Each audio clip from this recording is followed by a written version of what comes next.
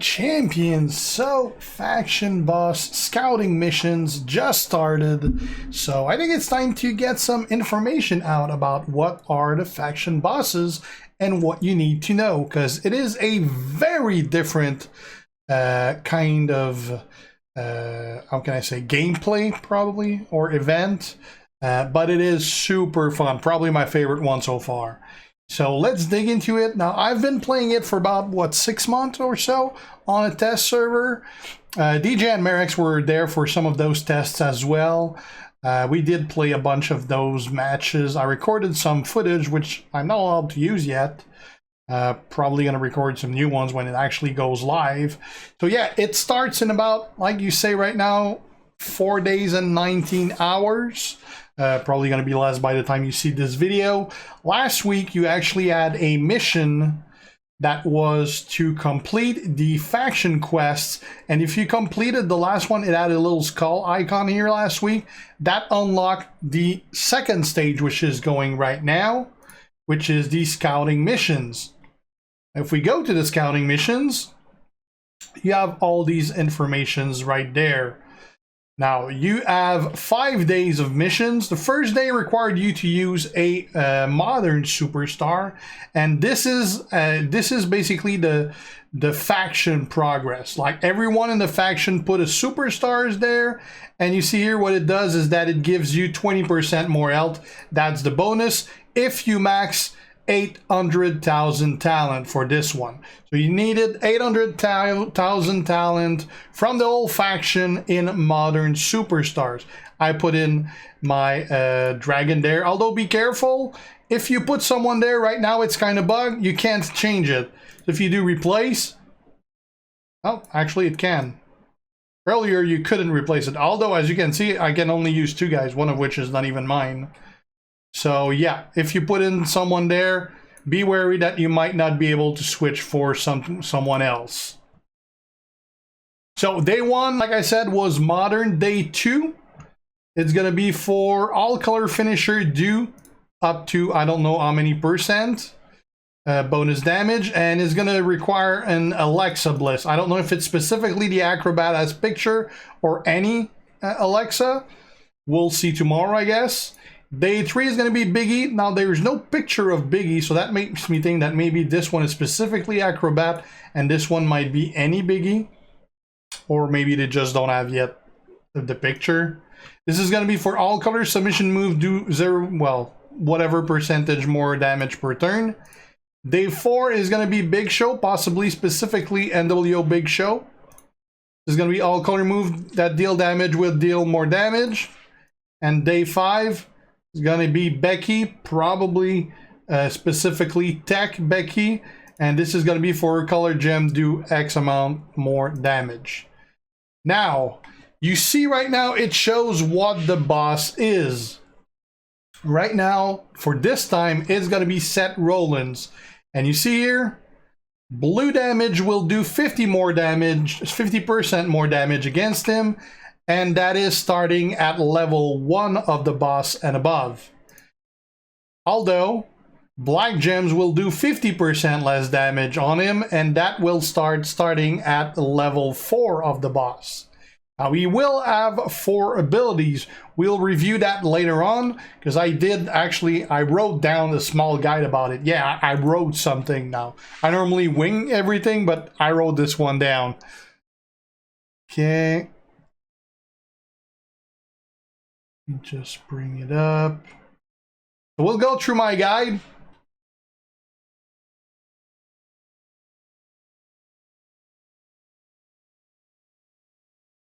All right. Let me size this up a little. So it's going to be different. Okay, so we already viewed that part. Now, obviously, this is a guide I posted on Discord, so let me skip up to the part where interested. So yeah, keep in mind you do not get 1 MP every turn because there is no turns. It's basically one long turn with unlimited action. The only way to get MP is through moves and gem swaps or destroy. So those 1 MP guys ain't that strong for that. Now there's no what we're used to as far as you swap and then it's the other one's turn. This is all in real time. There's no turns or anything. So you don't, like for example, the XHBK that I always use. Well, he has 1 MP, but if you just use your moves and then you destroy, well, you never get your MP back because there's no other turn. You got to be careful of that. If everything is like it was on the test server when I did, since there's no turns of such, all moves that are like bleed and submission, they end up doing their whole amount of damage right away because there's no turn again. I do not know how it's gonna work for moves that like boost the damage for X amount of turns. That was still undecided back on the beta. Same for like countdown gems and Juggernaut gems. Like they were still figuring that part. They might resolve right away, they might not. I don't know what they settled on. I know stuns, for example, don't do anything other than the move damage, so don't rely on that. The early levels of the boss, they should be a breeze to go through, but once you start going like to level 7 and up, it's definitely start getting more challenging, and you will need to plan things ahead, like your team composition. It's probably fine the first time in 5 years that the class styles are relevant, as each one has specific skills for boss breakers. And now Seth is gonna have 4 skills that he will use. Again, he doesn't use moves. What they call boss turns are not actually a turn or a gem swat. It's a predetermined amount of time, basically a timer that you will see on screen, that he gets to do an action after the timer runs out. So yes, this is definitely about acting fast on your turn, because let's say that's a 2-minute timer. Well, if you do 20 moves and another guy that you're queuing with do 10 moves, well, he's going to be half the use that you are, because you're going to have done a lot more action within that time frame. And especially once you get higher up, when the boss gets its turn, you're going to feel it. So you definitely want to be able to do as much as you can between those turns. So every turn he gets a move that does 500k damage per turn passed. It doesn't say, but if I remember well, it is spread among all players. It's not 500k to each players. This is starting at level 1. Starting at level 7, every one of his turn, he's gonna freeze 2 of your 3 moves and make them unusable for a turn. Basically, you only be able to use 1 of your 3 moves. He also has a move that he can make a shield that prevent all the damage that you do until you collectively break 225 blue gems. Keep in mind that multiplied gems count for a single gem on this. So even though if you have, again, for example, the XHBK, he has a 10x gem, it's not going to count for 10, it's going to count for 1. This is starting at level 1. Starting at level 7, he also has another move that does 500k damage. Again, probably spread around everyone. And it will also increase your move cost by 4 MP for a full turn. So your moves are going to cost a hell of a lot more. Now, it does seem pretty OP, but keep in mind that's where the right combination of boss breaker abilities from your characters will come in, because some cancels out or weaken those effects and their abilities on different timer. You can only equip 1 though, from what I remember, but each character, how do they call them again? Not classes. Well, it's a mix of class and styles. Each class / styles is going to have different abilities that they can have. They're going to have from 1 to 3, and you definitely want to make sure that you have the great composition within the team that you're going to set up. So if we have a look at those, and keep in mind those are level 1 values, the percentage turns, amount of faction, teammates affected, they're all increased based on the boss breaker abilities that you leveled. So you probably want to focus on what you'll be using early on and not on everything. Now we don't know yet how it's going to be usable to level those. For example, if I show you one here, there we go with, let's go with Cesaro. I know he has 3 of them. But yeah, you see here, he's got those 3, and you can level it up for 25. Now, we don't know how this currency we're going to be able to acquire. I'm guessing it's probably going to be tied into either the rewards you get for defeating a boss, or some kind of prize wall from that too. But yeah, so he has tuning up the band, which increased gem damage of one teammate by 33% for the next 3 actions. It has a cooldown of 180 seconds. Now, everything that is in green in there are things that will likely increase as you level up. He has the Helping Hand, which heals the 1 lowest health teammate by 33% of the player HP. Also a cooldown of 187 seconds. And he has Life in the Fast Lane, which is fill 1 teammate boss breaker meter by 25%, cooldown of 180 seconds. Filling that breaker, that boss breaker meter, means that he'll be able to use one of those abilities. Now you're going to want to be careful when you use them. You don't necessarily, and most likely, don't want to use them right when they're available. You got to use them at the right time. For example, like healing the lowest health guy, well, you gotta make sure that someone needs it. Like filling someone's boss breaker meter, well, you don't want to do that when it's already filled up. There's other ability. If we have a look at other characters here, let's see what Austin has. So L freezes over. Unfreeze 1 move from 1 teammate that the boss has frozen. Cooldown is 120 seconds. Now, if you remind yourself, there was a move earlier that the boss does that freezes 2 of every 1 move. This is very useful as it brings back one of those moves for 1 person. Again, keep in mind you'll be able to level that up so that it unfreezes more move from more people. It also has a Regeneration X, which increases MP generation of all gems for 1 teammate by 2 times for the next 2 action with a cooldown of 180 seconds. Again, you'll be able to increase on that. Now there is other ones. Let me check. Cracking the Shield, 25% gem damage and 25% move damage of the player ignore the boss shield and directly affect the boss health for the next 3 actions. Has a cooldown of 120 seconds. This is especially useful when, again, he has the shield, so you got to time that right. If he doesn't have the shield, that's completely useless to use that.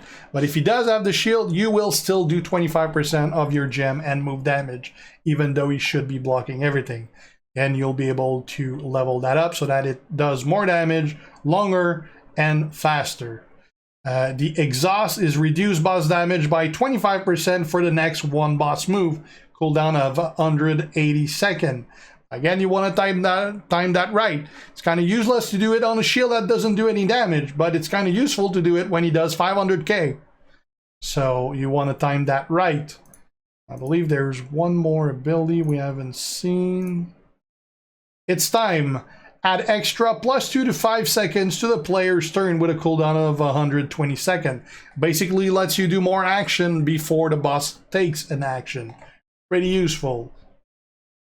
So that pretty much covers all the abilities, I believe. Let me check, is there one I haven't named? No, I named, that was all of them. Back here. So again, you do not want to use you do not want people using characters for the same boss breaker abilities. You want a good mix, and even more importantly, you want people to use them at the right moment. While we tested on the test server, I was in a Zoom call with the developers, and communicating was great. especially on higher difficulties. Like they could call what's happening, like okay, like for example, there's 225 blue gems to destroy, and like there wasn't like you're planning maybe to do a move, and the other, okay, I'm gonna destroy, like right now I'm gonna destroy like 15 of them, like, and there was like 15 left. So you can position yourself accordingly after that. So yeah, communication is definitely going to be key for that. That's pretty much everything I had written on that guide. Let's just dive in game also. Let me bring up, I had a bunch of people that asked me some question that I answered as well. You cannot use props. What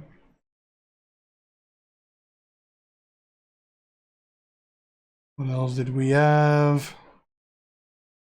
Yeah, move damage guys, also the power gem guys. I mean, those damage are going to go on. They're not necessarily going to be the best ones though, because again, it's all going to be in this case about blue gem damage, but it does add damage. So eventually, if they do really high of those, it might overcome the gem damage if you don't have a guy that doesn't do a lot of blue gem damage, for example.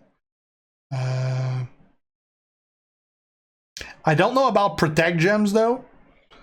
I don't know if those are gonna be of much use really. That pretty much covers that. What other questions did I get? It should not have anything to, like, if you switch factions and everything, it shouldn't affect what was unlocked by the faction, because the lobbies you're going to be creating are going to be based on basically what your faction unlocked. Now, you don't need to be in a faction specifically to do that. There will be public lobbies that you can create, although from what I was originally told, those that are not in faction or that do public versions of those are going to have less rewards than if you do one and work with your faction to do so. What else? You can create lobbies of the one level above the last rarity you beat. So if you just beat a level 7 boss, you can create a lobby of level 8. And any level of player can join that. You could have a player that never done a single one, and he's going to join a boss battle level 8. And if he beats it, well, he's himself going to be able to create a level 9 lobby the next time. Although, if the guy creating the lobby is doing it first, well, he's going to create a level 1. So you probably want to have, like, some specific people create high-level lobbies so that people don't have to go through the lower levels and everything. But then again, that might also not be true depending on how the rewards go. Like, especially if you get, like, unlock currency and stuff like that. You might still want to do those lower levels, but I'm guessing that they're probably good to just discard and go for the higher as fast as you can, I would guess. They did mention earlier that the plan was not to monetize this game mode. So I don't know if that's still the case. Hopefully it is. And you can do an unlimited amount of them while it's up also. There's no like entry tickets to do it, so you can spam and do it for hours if you want. Again, unless that's changed, but I don't think it did. Yeah, so you got a timer when the mission ends for the second, and the second day one starts. That's pretty much everything I can think of. You got a very small guide in there that resume a little of what I said.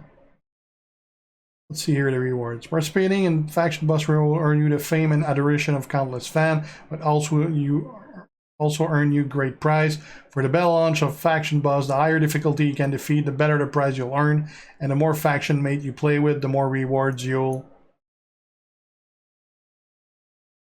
Well, there's no end to that text. I guess you'll earn. So yeah, that's pretty much it for boss battle. Like I said, it was super fun to play. It is real time, so that's one thing that people have been asking. But yeah, it's gonna require more attention. Like, you probably don't want characters that you gotta overthink when, like, where you place things up, because this is gonna slow you down. And again, you can do as much action as you can within that time frame. So you want like quick action. Same things for characters that have really long like animations. That kind of slows you down also. So I mean, it's going to be trials and error for everyone.